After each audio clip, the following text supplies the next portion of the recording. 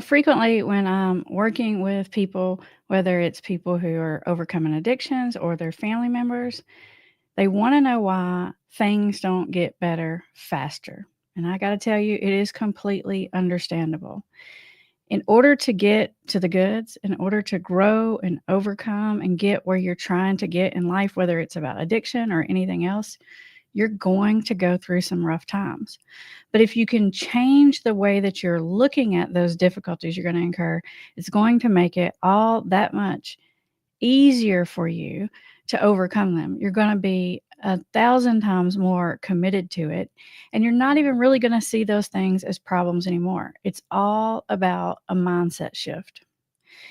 When you are faced with a challenge, you have to make some decisions, right? The first thing you've got to do to get where you're wanting to go is you have to become aware of what the problem is, right? You hear it all the time. It's like the first step is to admit you have a problem. Well, a lot of times people know they have some kind of problem, but they don't really actually know exactly what the problem is. A lot of times people identify the wrong problem or they're putting the wrong label on it. Like, for example, I frequently see people who have addiction issues, but they think they have a spouse issue or a job issue or something like that, when actually it's the addiction issue that's causing the spouse issue and the job issue. Not all the time. Sometimes it's the addiction issue that's allowing them to distract themselves or not deal with another issue. So, the first thing you need to do is sort of get serious about saying, what is the problem that I'm facing? You have to become aware of it. And so, we're going to call this step, it's like a wake up call. You've got to wake up to what is really and truly going on in your life if you're going to fix it, right? If you're going to fix a problem, you got to know what the problem is. And not only do you need to wake up to what the problem is and you need to become aware, you need to become aware of what's on the other side of it. What is it blocking you from? What is this problem blocking you from? Because too often we're just so focused on the problem. And when the hard things come, we're not committed enough to figure out how to overcome those challenges because we're not really sold on the idea of what it is that we could have instead. For example, when it comes to addiction, people get really caught up on whether I'm an addict or an alcoholic. I mean, spending months and months and months dealing with that. And the true reason why they're dealing with that is because they're trying to convince themselves whether or not they should give up whatever this substance is or behavior is. But to be honest, doesn't really matter, right? It doesn't really matter if you are an addict or an alcoholic, right? Now, I go through the criteria with people. We look at it, we go over it, we count them on our fingers, we diagnose ourselves, do all the things. But honestly, even when you do that, you're chasing a problem because it's actually a lot more simple than that. The question you got to ask yourself is this serving me? Right? Is this serving me? Maybe it served me in the past. Usually some kind of addiction, behavior, substance, whatever, it served you well for a period of time. So you got to ask yourself, is this still serving me? Is this serving me now? What is this doing to my life, right? Because we get so caught up in hanging on to it, sometimes just because of like the principle of the matter. Sometimes we're just hanging on to it, not even because we want it anymore, but because our ego is hanging on to it because we want a power struggle. We want to feel like we're in control. We don't want to feel like we're losing something. And when we're in that state, we're really just not aware of what the problem is. So many people, before I see them, they spend years and years and years convincing themselves that whatever this behavior that they're engaging in is the best thing ever. And that could be because other people around them have convinced themselves that it's the best thing ever. So you buy into that concept without either reassessing, is it still the best thing ever? Or reassessing, was that ever even true in the first place? Sometimes we just accept things because we're told it. And when it comes to addictive behavior, we get told it from the people around, but those messages are communicated to us constantly through our culture, through the content that we consume, through the videos and the commercials and the people around us. It's just constantly reinforced that this is what you need or want in your life. And if you don't have it, then you're going to be missing out somehow. And so you cling on to these ideas, you hang on to it, and you're not aware that you're actually, because you're clinging on to whatever this thing is for so long, whether that's an addictive behavior, a person, a bad job, a bad relationship, any of these things, or when you're clinging on to it, you're actually blocking your blessings. You're holding on to this thing so tightly because you're so scared to lose it that you're not allowing yourself to have all of those things that are standing on the other side just waiting for you. The good stuff like contentment, you know, excitement, joy, motivation, all the good brain chemicals like dopamine again. And you're just so fixated on either I need this thing, I don't want to let it go, or you're fixated on it's going to be terrible if this thing happens. Like sometimes you might think, maybe your family member, and you might think it would be terrible if my loved one got arrested. It would be the worst thing ever. So you cling on to that and you pay for lawyers and you just do all the things, right, to prevent that from happening. Because obviously we don't want to see our loved ones in pain because it hurts us when they're in pain. So we block it, we block it, we block it, when a lot of times that could be the very thing that needs to happen to get the ball rolling in the right direction. And so often that's the case. The thing we're pushing against so hard is it's like this false belief or false idea, and it usually has something to do with I can't tolerate X, Y, or Z feeling. I can't tolerate what life would feel like without alcohol. I can't tolerate what life would feel like if I didn't have this specific relationship in my life. But once you become aware that maybe those things you've been telling yourself all along just aren't really true, maybe it doesn't really matter whether you're an addict or an alcoholic. If you can just look at the situation and analyze it from a different lens, walk over and look at it from a different point of view, you're going to see that the problem isn't really what you think the problem is. So you got to become aware. What is blocking me? What's blocking you from being able to help your loved one? Well, it's probably either you've convinced yourself that they can't get better, or you've convinced yourself that you're just so codependent that you're just never going to stop doing what you're doing, or you've convinced yourself you can't tolerate their uncomfortableness. And because of that, you cling onto it. And all of those things are usually just sort of, they're more than just false beliefs. They're just these mythical ideas that hold us hostage that aren't true at all. And we stay stuck because we're clinging onto them. So the first step is you got to wake up to what the issue is. And you probably already know it. Whatever the thing is you've been fighting against, that's the thing. So if you're not sure, you say, what am I resisting? What am I resisting? What am I resisting? Right there in that spot, in that placeholder, that's the thing.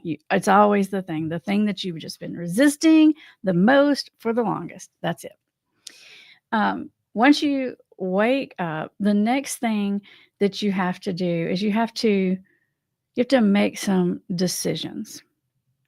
And when you make a decision, you decide one thing over everything else. And a decision is final. Decide is to split the things apart. It's I'm on this side of the fence. Decide which side of the fence am I on? And you make that decision and you don't come back to it and question it.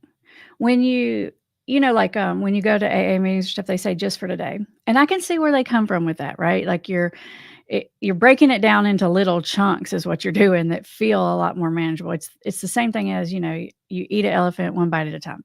Really, that's what you're doing.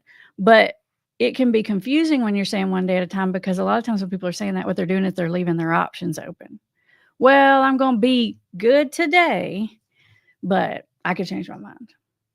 And you may be telling yourself that makes it easier, but it actually doesn't. It actually makes it a lot harder, because when you do that, you have to constantly come back to that choice over and over and over again, and then you're in your house one day and your family's gone for like 5 hours, or maybe overnight, or maybe over the weekend. And now you got to come back and you got to choose again. Am I going to be on my good behavior? Am I going to stay sober? Am I going to relapse? You know, maybe if you're on the family side, it's like something sketchy happens with your loved one and you've watched a lot of Amber videos and you've said, okay, I'm not going to do the sneaking and the snooping and the yelling and the preaching. I'm not going to do that anymore. But you're just like, I just know they did it. And you're just having that urge, that craving, and you want to go snoop. You want to look at the bank account. You want to pull up the records. You want to call a friend and get some intel or whatever it is. You want to drive by the place, whatever. And now you're back in that position. You're going to choose to do that or you're not. Well, the thing that makes it easier about making a decision once and for all is you don't revisit it. And it's amazing once I see people make the decision and really make it, it's so much easier. It's like they may have struggled with it for years and years and years. I had a fella I was working with this week and some things happened and he's like, that's it. I'm just done. I've decided. And occasionally I run into people and it's like when they've already decided, I can't even have a conversation with them about them. You know, if you try to talk to them about cravings or relapse, they're just not interested because it's not a possibility. Not so much a possibility that they're not going to have a craving, but it's not a possibility that they're going to give into the craving because they have decided. They've made a commitment to themselves and they're not going to revisit it. And once you take other options off the table, it really does become so much easier. When you're constantly trying to leave all the options on the table, then you have to come back to it and agonize over it. You end up using all of your willpower and all your emotional energy trying to figure it out over and over and over again. Make a decision, set a boundary for yourself, decide which road that you're going to take. And you're going to say, I am going to do X, Y, or Z, come hell or high water, no matter what comes my way. And the reason this is important is because right after you decide something, immediately, you're going to get a roadblock. You're going to get an obstacle.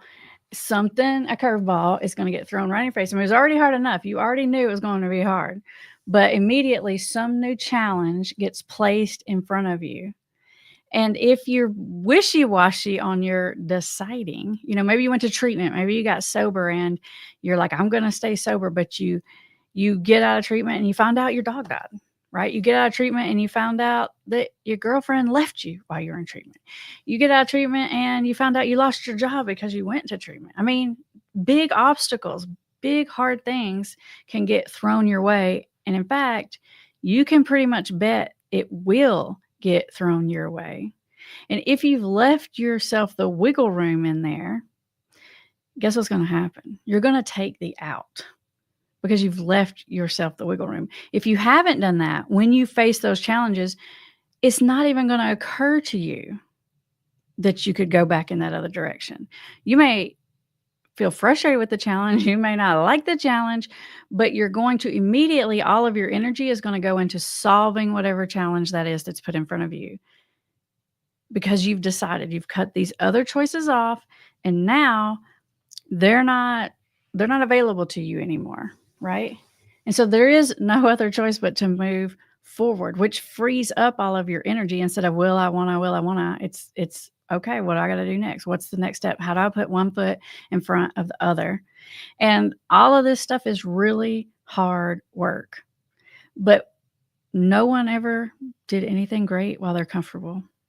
You know where I heard that? I heard that in a spin class one day. I like it. It's like, I don't know who originally said it, but my spin instructor said it and I liked it. It's true, right? You're not going to get anything great easily.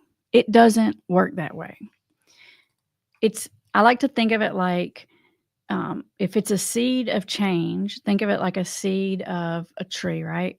In order to get the fruit of that tree, the roots have to grow down into the ground first. If the roots do not grow down into the ground first, the tree won't stand. It definitely won't produce fruit, but it won't even stand. And so if you're constantly trying to get around the hard work and you're constantly trying to want to take the easy route all the time, you know, you just want to say, okay, that's it. I'm going to be done. I'm going to get sober, but I never want to have to talk about it again with my spouse.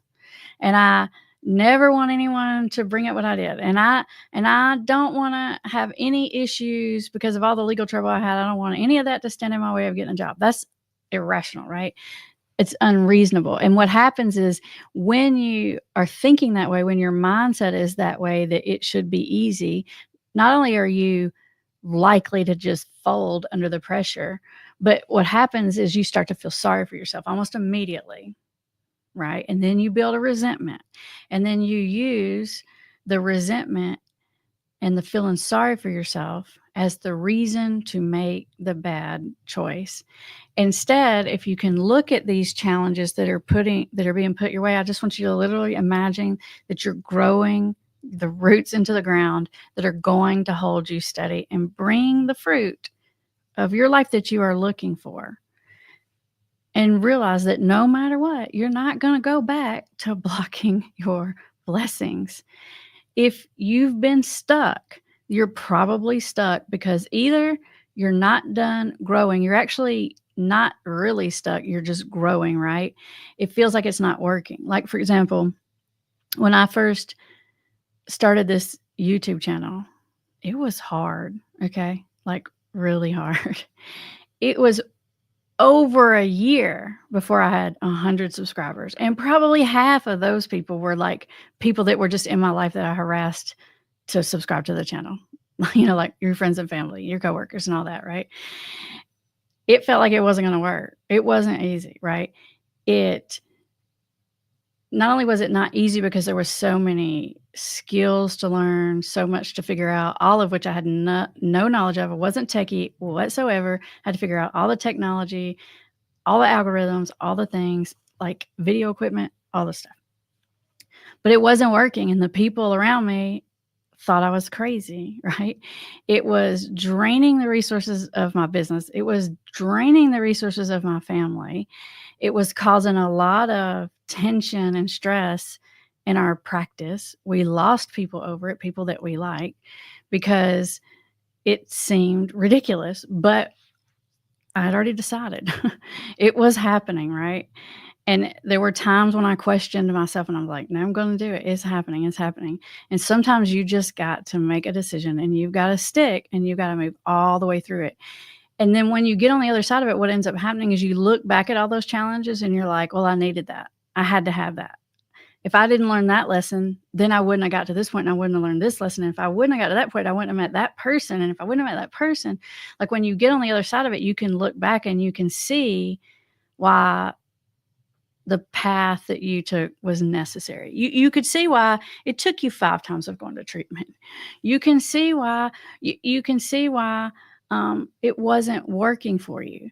It's hard because when you get on the other side, the answer seems easy to you because you can look back and you can say, okay, here's the steps 1, 2, 3, 4, right? Like change your playmates, playgrounds, and play places, and just really simplify it. But when you're in the middle of doing all that, it's very difficult to learn, especially when you're trying to learn something on your own. So we're going to call that step up. So it's wake up, gear up, step up to the challenges, right? And then push through whatever it's going to throw at you. I get asked all the time, how long before I feel better? How long before I stop missing the weed, the alcohol, the cocaine, the whatever, the gambling? How long before that's not an issue for me anymore? And it's really hard to answer that for people because it's actually the quicker you decide to be done with it, you just don't fool with the thought anymore. You don't romance it. You don't remember when. You don't try to sneak. You don't try to figure out how to loophole it back into your life. You're done. You moved on. And once you make the decision, it is remarkably fast after that. I was working with a guy recently in our recovery coaching program, and he was like doing really good. He actually had like a month of sobriety before he ever even has first meeting with me. And so it's like, man, you're doing awesome. I think you got this, like, he's like, no, you don't understand because I've been here before. And I was like, well, tell me about that. And he was telling me he's like, yeah, I'll get a month. I'll get 3 months. I'll be doing great. I'll feel so much better. And you know what? Before you know it, I'm right back. I've done ruined everything. I've done dug myself back into a hole, and gosh, is it miserable digging out of it physically, financially, emotionally, relationally. It sucks. And then I'll spend all these months digging out of the hole, and I'll do good for a while. And I'll be feeling good. My business will be going good. I'll be physically in shape. My relationships will be good. And then the next thing you know, I'm back in it. I said, well, when that happened to you before, when you were sober for those, periods of time, those weeks, those months, those long periods of times, had you decided at the time, that's it, I'm done, I'm sober, I'm moving on? Or were you telling yourself something more like, I'm going to take a break, or I'm going to do a reset, or I'm going to give it a try? And when I thought it through with this person, it comes out that really it never worked before because they never decided it was gonna work before. They always knew they were gonna go back to it because they kept telling themselves, not that they're gonna go back and fall in the hole, but they kept telling themselves like, "Okay, I'm gonna reset, I'm gonna get my act together, I'm gonna figure my stuff out, and then I'm gonna go a long time without it so I can reset my whole system, and then I'll just do it every now and then." Man, this is the thing. I'll just do it a little bit every now and then because initially, even when you stopped, you premeditated it. And so, yeah, you did good for a long time. You felt good. And the more you felt good, actually, the more you convinced yourself, okay, yeah, now I can do it again. And so the reason it wasn't working for this person before wasn't because he didn't know how to do it, because he clearly did. And he felt better. He was getting the good results. He was finding the fruit of those choices. But the problem in the steps is he'd never decided. And I said, the difference is you're decided, you're done. Doesn't it feel different? He's like, yeah, it does feel kind of different, right? Because he had tried it so many times, he already knew how much better his life was going to be on the other side. And he already knew how much crappier it was on that side of the fence. And he already for sure knew that there was no straddling the fence. It's the straddling the fence thing that keeps people stuck, especially if you're battling addiction. It's the straddling the fence. It's, I want to keep it in my life a little bit. I want to do it every now and then, or I want to keep this addictive behavior, but not that addictive behavior. I want to keep my drug dealer friend in my life, but I want to quit doing drugs. You cannot straddle the fence if you want to beat this thing once and for all. And so I said, I'm not worried about you. You're not going to fall this time because it's different. You're not sitting here planning and making these little deals with yourself like you used to make. Because before it'd be like, well, let me do 30 days, right? Or let me just get through this DUI. And once I do all the things I got to do to make that go away, then I'll be able to drink, right? So the reason you always fell back is because you always knew you were going to fall back. You planned it the whole time. You may not have known exactly what day it was going to happen on. Sometimes people do know exactly what day. But you knew you were going to go back. And because you knew it, you never broke up with it. You never let it go from your heart. So that meant the whole time that you were being sober and you were being good, you were still nurturing those feelings. You were still fanning the flames.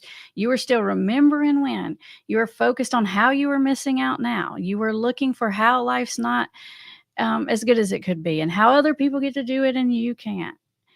And so the whole time your mindset wasn't right because you hadn't allowed yourself to let go of all of that junk that's going to trip you up. It really is crazy to see people make the shift and then they're like, this feels too easy. Like, am I doing something wrong? They get scared and they're like, is it going to happen? Is something bad going to happen to me because this feels too easy? And I'm like, no, it feels easy because you're not every day going back and battling with it. You're not every day second guessing yourself. You're not every day being like, will I, won't I, will I, won't I? You're not listening to the monster mouths. You're not worrying about whether someone's going to catch you or not because you're done. And you're excited about being done because you feel better and because you see how much more there is out there for you. Here you are clinging on to this friend, to this substance, and you're spending all of your energy defending it and saying, I'm a grown person and I can do what I want. And you shouldn't try to control me. And you shouldn't be critical of me. And you shouldn't judge me. And the whole time you're like literally defending a poison. right? But you dig in, and most of the time it's really just ego more than it is even wanting to have the thing. And that's why I'm always telling you, family members, stop power struggling, because a lot of times they're just clinging on to it purely for the power struggle with you and not even because they want it anymore. Like, if you stop fighting with them about it, they realize they really don't even like it that much. They do. It's amazing how fast. So the same thing happens to you as the family member. When you decide, okay, I'm done, I'm going to stop fighting with them about it. And then within a week, the relationship's better. And they're like, dang, like, they're friendly. And then they get scared. And then they say, well, because this question comes up a lot. Well, now that I'm not saying anything about it to that person, don't they now think that I'm condoning it? Isn't that going to mean they're going to do it more? And my answer to that is, yeah, they're probably going to do it more, because now you're not driving them crazy and you're not putting the brakes on it anymore. They're like, well, that's bad, right? I'm like, no, because stepping out of the way, you're not stepping out of the way because you think it's going to make someone quit. Stepping out of the way doesn't make them quit. Stepping out of the way clears their view to see what the problem is. And so it's kind of good when it gets a little worse. I'm like, you kind of want it to get a little worse, actually. You want it to fall apart on them, and you want it to fall apart on them in ways that don't have nothing to do with you. So they can't make it your fault. As long as they can make it your fault, then you're the problem and not the drug, the behavior, whatever it is, right? And so once you understand that and you become aware of what the problem is, you think the problem is your loved one won't go to treatment. That's not the problem. The problem is your loved one thinks you're the problem. So once you've identified, okay, the real problem is they think it's me, then you're like, okay, let me just fix that. And then you fix that. And it's amazing, because within a week, they feel better about you. Their behavior doesn't quit immediately, but they feel better about you. And they keep doing it, and they do it more. And then their life isn't great. And then guess what? Because you're not arguing with them about it, they kind of notice it. They're kind of like, you know what? I don't really think I like this anymore. And they start considering letting go of it faster than you might imagine. I can't tell you exactly how fast, because I don't know what it is or how long it's been going on. If you met with me and you told me all the details, I could probably get pretty close. We were talking this week at lunch, and Campbell was saying, one of the families she talks to, the person was saying to her, why is it everything you say is going to happen, then it happens exactly when you say it's going to happen? Because it's predictable. Family member will be meeting, and then Campbell will say, oh yeah, when that happens, they're going to do this. And then they'll be like, really? And then it always happens because it's predictable, right? But once you get over your fear and you decide, I am not going to fight with them about this anymore. I'm not going to put myself in the bag of roll. It's a decision, not up for debate. This is a boundary you need to set for yourself. Most of the time, family members are so focused on what boundary do I set for them? And really, you're trying to figure out what rule you set for them. No, you're going to set a boundary with yourself about your own behavior. And a lot of times, and even when you talk to like Amber AI or the therapist, they'll say a boundary is about what you'll tolerate, what you won't tolerate. No, boundaries are really about what you'll do or you'll not do. A boundary is for you. I'm going to quit saying yes when I mean no. I am going to quit saying yes and building a resentment and then acting like a lunatic and being the bad guy. I am going to quit this behavior. I'm going to quit being scared to death of their consequences. Right? Those are what boundaries really are. And once you really figure out that's what the issue is the whole time, it's like a freedom. And yes, you're going to have those challenges, but they're not going to feel that hard because you don't have another option. There's no other way. There's only this way. You've made the decision. The path is clear. And when you run into those struggles and those challenges, you realize that it's just life working on you, making you stronger. Just like me with YouTube, all of those lessons, it had to be. Like, I don't know that there was any other way around it. I feel like for me, I'm a slow learner. I'm not a quick learner. I don't learn anything quick. I really don't. I almost always, it's not so much that I am stubborn-headed. I'm not stubborn-headed. I'm just slow. Serious. I'm just a slow learner. So like, I have to try things 100,000 times. I have to hear a concept 1,000,000 times and do it over and over and over and over and over before it really just clicks with me. I'm not stubborn. I mean, if you tell me what to do, I'm like, okay, I'll do it. Like, what are the notes? I'm not that, I don't have that rebelliousness in me. I'm just not very good at figuring it out. But it's my process. And in the end, and I think it's that way for you too, you look back on it and you're like, yeah, I needed that to happen so I could learn this lesson. I wouldn't have learned that lesson. If I wouldn't have learned this lesson, I wouldn't have changed this thing. If I wouldn't have changed this thing, I wouldn't have got to that point. And so I'm not saying that you're going to like those challenges. I don't like them, but I tolerate them and I'm aware of them because I know that's what's necessary. I view it like building a muscle, right? It's like if you're going to climb a mountain, you got to have the muscles to do it. There's no other way. So I view it like building a muscle. Now, sometimes you can get yourself confused about whether or not this challenging phase of life is growth, as in something's working on you, or is it what I call the universe telling you you're in the wrong direction? Because it can feel similar. So I'm going to give you a little way of figuring that out. When you're trying to go in the wrong direction and nothing works for you, like everything in your life gets harder and harder and harder, and the universe is squeezing on you, sometimes it means wrong direction, right? And sometimes it means dig in, hunker down, stick with it, climb the mountain, and get on the other side. Most of the time, if you look deep down inside, you know the answer. Because most of the time it's something that you're resisting because it's a fear you have or an anxiety you have, or it's going to be embarrassing, or you're worried what will happen if you lose this thing, or you're worried what other people will think, or you're worried, what if I make a bad choice, I lose all my money. You've got this fear that's holding you back, and you keep trying to do it another way. Like sometimes, because I grew up really poor, when like something breaks in the house or something, my first instinct is try to fix it. Oh, I'll do that. I gotta do that. I watch a YouTube video, and almost every single time I end up making things worse. It costing 5 times as much of it cost as just have someone come out and do it, and then regretting it. Like, why did I just resist that, right? I didn't want to call the plumber, so I just thought I could watch a YouTube video on it. And it's silly. Do you guys ever do that? It's just me.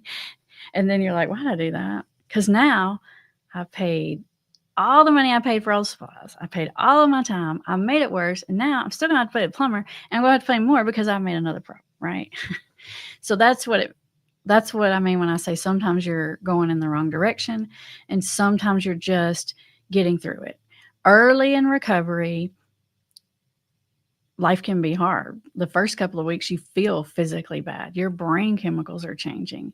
And if you're like telling yourself, well, this is hard, I'm going to quit, instead of, all right, I'm another day in, I'm almost on the other side of that mountain, then you're going to give up, right? Especially if you're not committed, if you haven't decided, if you're waffling, if you've got one leg on one side of the fence and one leg on the other, it gets hard.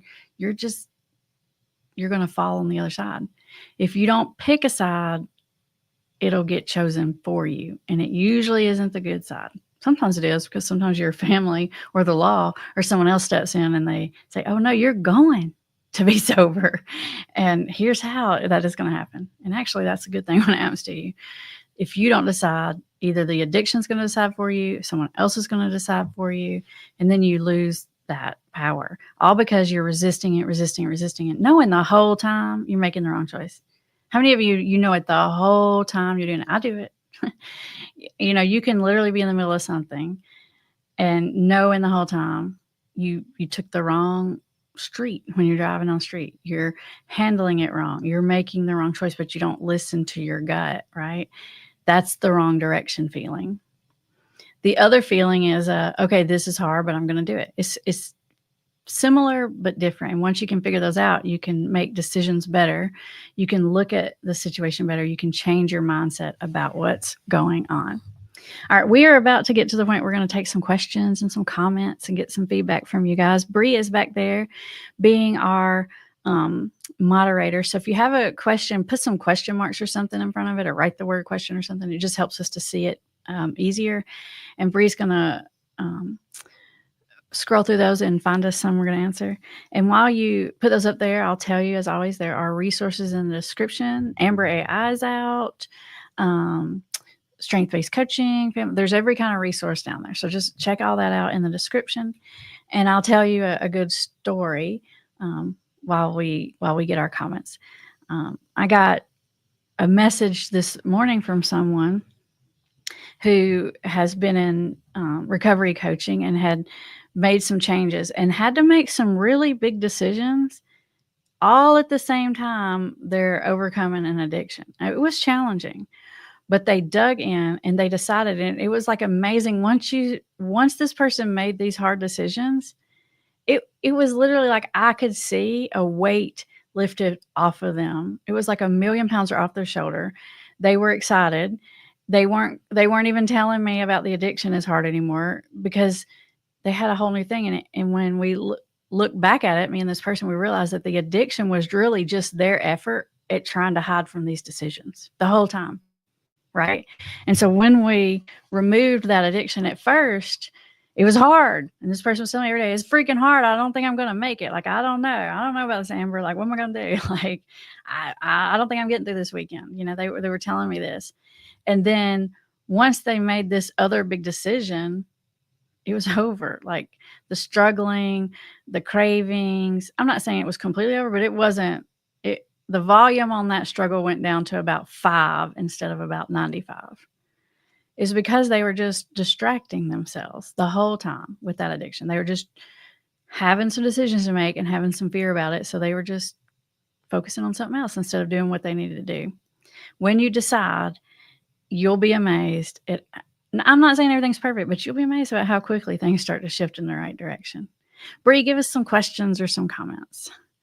Oh, hey, thank you. Is it Fan Nan? Thank you for the super sticker. That's awesome. I appreciate that. Oh, we got another one. Kim, thank you for your super sticker. That's awesome. I really appreciate it. You guys are generous and sweet. Thank you. All right, P-Shot, we got a question. How much harder is it for a man who's alcoholic to get sober if his dad and all the males in his family, even the ones by marriage, are alcoholics as well? Is their battle more difficult? Thank you. I don't think so. No. I mean, I don't think that makes it harder. It might make it to where if they're getting sober and there's people that they care about that aren't sober, that the reason it might be harder is because they might have to make some decisions about situations or people to stay away from. So you have that element in there, but there's always that element. In some ways, it makes it easier because they can clearly look around them and see what happens. They've got every example. There's no guessing, will it get bad? They probably, all those males are probably one is at each stage of it, right? And they can literally look back and see exactly what's going to work. So no, I don't think it's harder. Like, and I have the feeling that maybe you're saying like, is it make it harder? Like in your DNA, does it make it harder? Does it make it harder because of the influence? I think you can look at it either which way, but no, I don't really think it makes it harder. Jules says, is a 2-week drug rehab center even worth going to? My son feels he will be discharged with withdrawals, Suboxone, and 10-year high dose of Effexor, non-functioning adult with prescription drug abuse.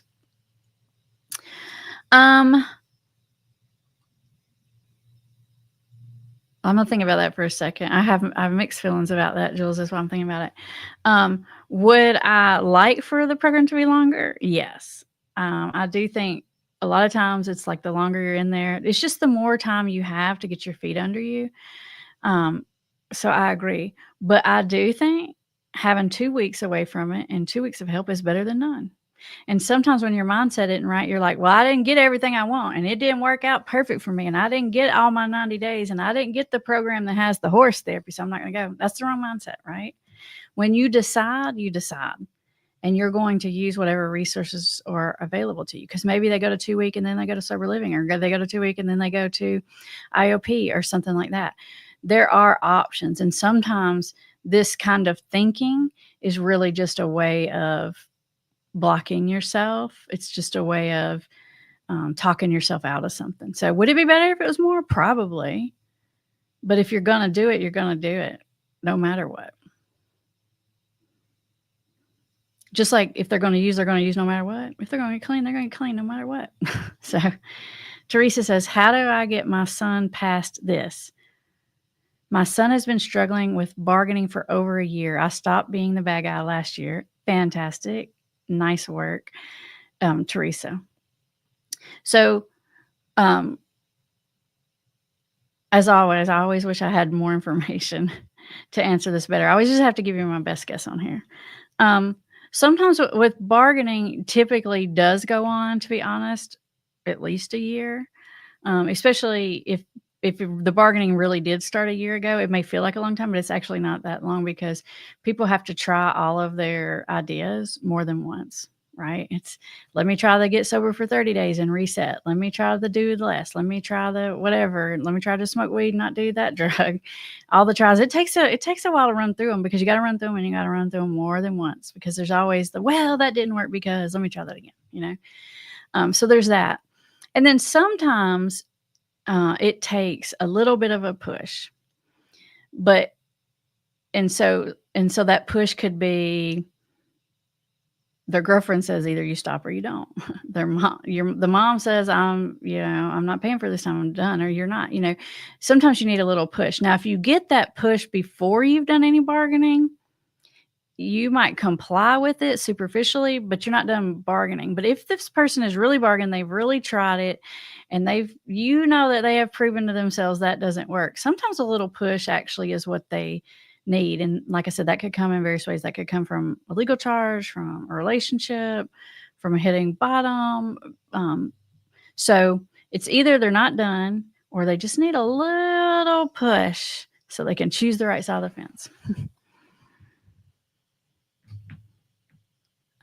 Beth says, I gave up fighting over it, never giving ultimatums that I would leave. I set boundaries that it's okay for him to drink and smoke. If he were to be altered, I just make a choice not to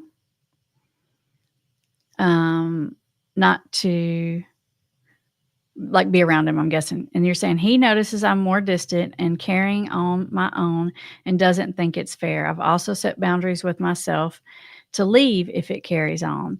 I'm still here 1 year later. Why? Well, my guess is because somehow that statement that the person is saying to you is working on you. It's a kind of a manipulation, right, Beth? It's like they're saying, that's not fair. I hear this all the time, like from especially people who are married to like alcoholics.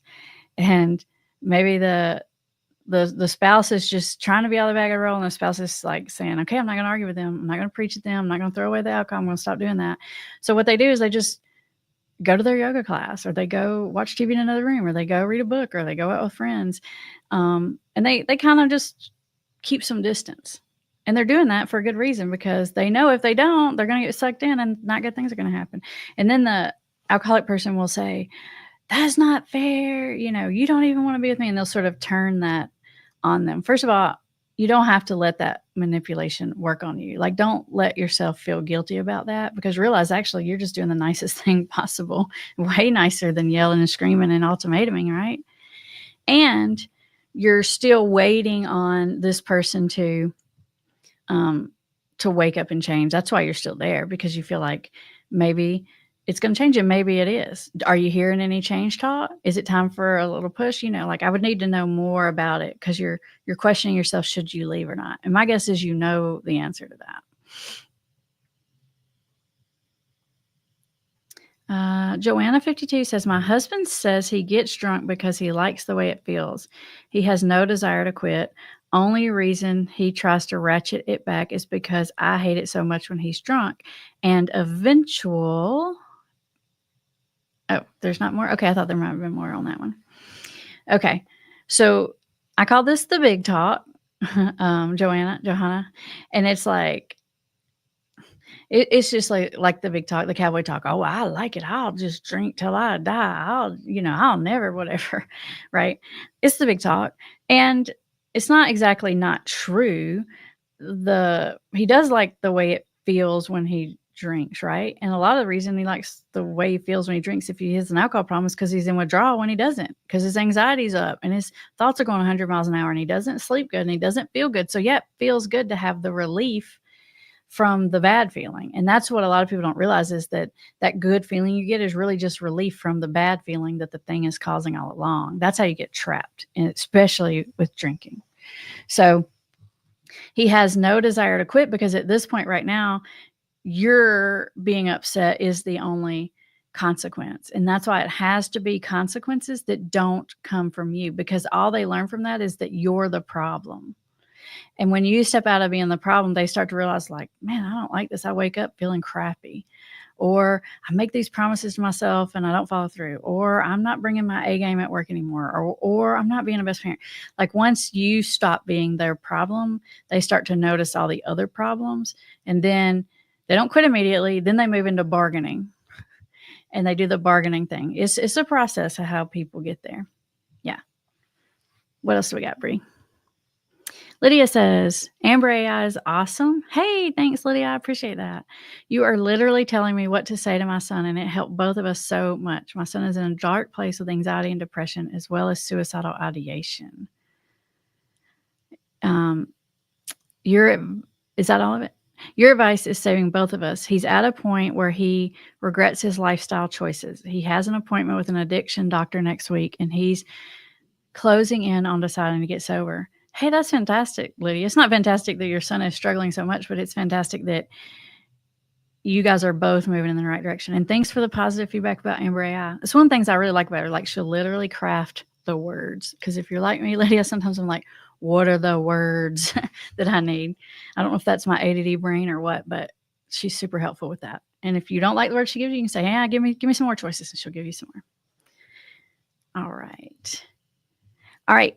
Bree says that we are about out of time for today. Thank you guys for everybody who showed up live. If you're watching the playback, hey, we're glad you're here too.